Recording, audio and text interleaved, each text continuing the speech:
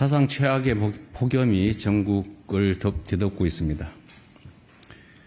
그저께는 남부 지역에 이어 수도권에도 처음으로 폭염 중대 정보가 내려지는 등 초유의 폭염이 국민의 삶을 크게 위협하고 있습니다. 지금은 사실상 국가적인 기후 재난 상황입니다. 그 어느 때보다 높은 긴장감을 가지고 정책 대응의 수준과 범위, 속도를 최대치로 끌어올려야 되겠습니다. 현재 최우선 과제는 국민의 생명과 안전을 지키는 일입니다. 특히 모든 재해는 언제나 어려운 처지의 국민에게 더 큰 위협으로 다가옵니다. 고시원, 쪽방촌, 비닐하우스 같은 취약시설 거주 주민이나 또 공사 현장, 농어촌, 주차장 등에서 일하는 노동자들의 안전에 가용한 행정력을 최대한 집중해야 되겠습니다. 기록적인 폭염 속에서 일선 공무원들의 노고도 참으로 큽니다. 힘들겠지만 더 어려운 처지에 있는 국민들을 위해 현장을 직접 점검하고 또 필요한 조치를 신속하게 집행해 주시기 바랍니다. 보다 근본적으로는 뉴노멀이 된 기후 재난 상황에 맞게 주거와 용수시설, 전력망, 또 폭염 대응시설 같은 인프라 개선에 힘을 모아야겠습니다. 전통시장의 경우에 냉방시설 부족 때문에 여름철마다 손님이 크게 줄어 해마다 이중고를 겪고 있다고 합니다. 관련 설비 구축에도 신경을 써야 되겠습니다. 이에 대한 계획들을 내년 예산안에 반영하는 것도 검토해 주기 바랍니다.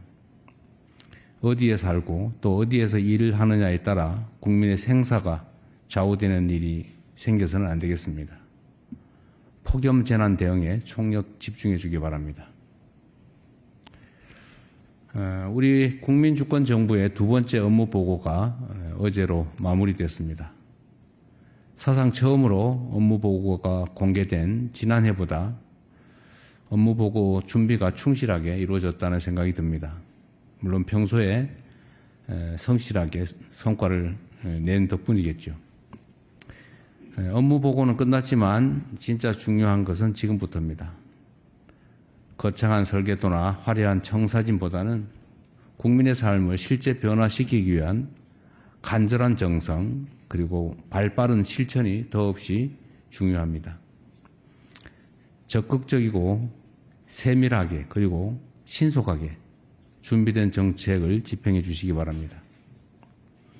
모든 국정 성과는 결국 주권자 국민이 평가합니다.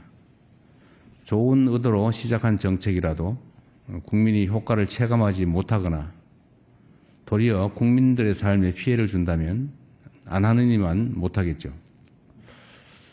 항상 국민의 눈높이에서 모든 사안을 살피고 문제가 있으면 어떤 사항도 성역 없이 적극적으로 고치는 유연하고 능동적인 행정이 필요합니다. 아울러 국내외의 잘못된 보도나 또 악의적인 정보에 대해서는 작은 거 하나라도 놓치지 말고 부처가 책임지고 바로잡아 주기 바랍니다. 민주주의의 요체는 국민 주권의 일상적인 실천이라고 생각됩니다. 근데 국민들의 판단의 근거는 결국 정보인데 그 정보가 객관적이고 정확해야 판단도 정확해질 수 있습니다.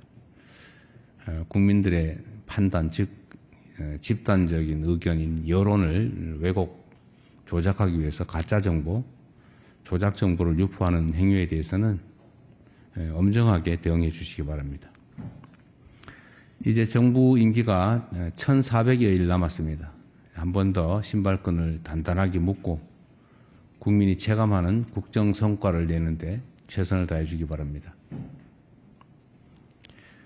청년 정책 관련해서 좀 한 말씀 드리겠습니다.